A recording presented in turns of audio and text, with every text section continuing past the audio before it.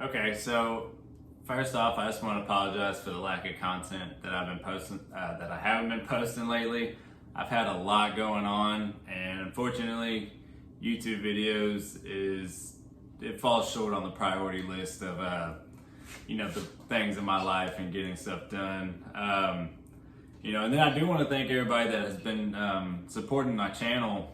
In the time that I haven't been posting, we're up to over 900 subscribers, which is awesome. Especially for not having posted a video in over a month now. I know I've been falling behind, but I originally planned to do a full video on these wheels, but this was just one of those projects that, had me question my whole powder coating career.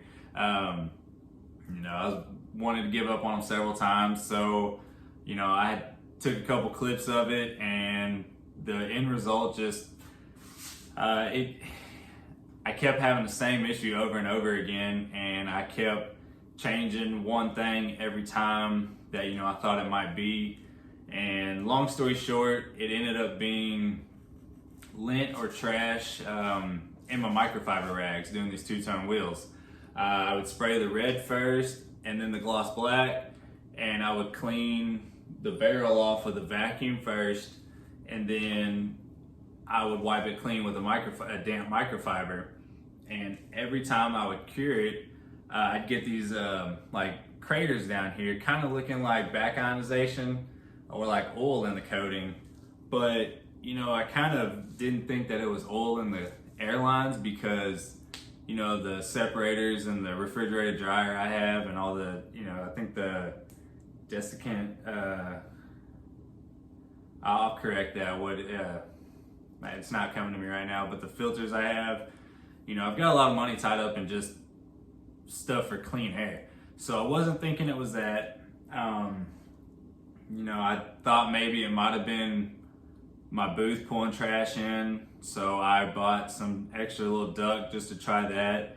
And that was actually one of the last things I did, but it helped. And the last time I just used a vacuum only and then my hand to clean the inside of the barrel, and I got a perfect result on the wheel. So I narrowed it down to that it was just the microfiber towel that was causing the issue. I thought it might have been my oven. I cleaned off the top of the door, I blew it out, still got the same result. I did this wheel like 6 times. So, and I've been powder coating for going on a little over 5 or almost 5 years now. So, for those of you that are just starting out, when you run into issues, just strip and keep going. Try it again. Even people that have been coating for years still run into things, at least I do, and then you gotta redo it. It's the name of the game, unfortunately, but it sucks when you come into times like that because, you do lose money. Sometimes you do, it just comes out like that. But, try not to, obviously, but the end result was worth it, I guess. The customer actually already picked up the other 3 that were completed and put them on the car. I'll post a picture of the video. I'll post a picture that he sent me. It's going on a C5 Corvette. They actually look pretty sick.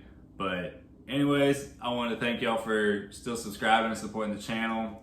I'll show you a little bit of the side-by-side that I've got going on, and you can also see the mess in here that I've got because I've literally been working on these and this side-by-side non-stop for the last month straight. Aside from my full-time job that I have and my family, this has been taking up a lot of time. So that's why I haven't had any videos. I apologize and like to get going back on them. So thanks for watching. So these wheels, I did them in wet black from Tiger Drylac and passion red from Prismatic with a Bingle clear over top. They turned out really well, after a lot of tries, but you can see, they look great. And like I said, I'll post a couple pictures of the car if I haven't already in this video, because I'm just kind of doing this one real quick, but they turned out awesome and they look even better on the car. So you can see, got a mess, added some duct that it's just temporary. I was just doing some testing with it. Yeah, it's a wreck in here. I've been going nonstop working and not cleaning because work makes me money and cleaning doesn't. So I'm trying to get these projects out of here so I can actually clean because it's driving me crazy. But you can see we've done some work on this.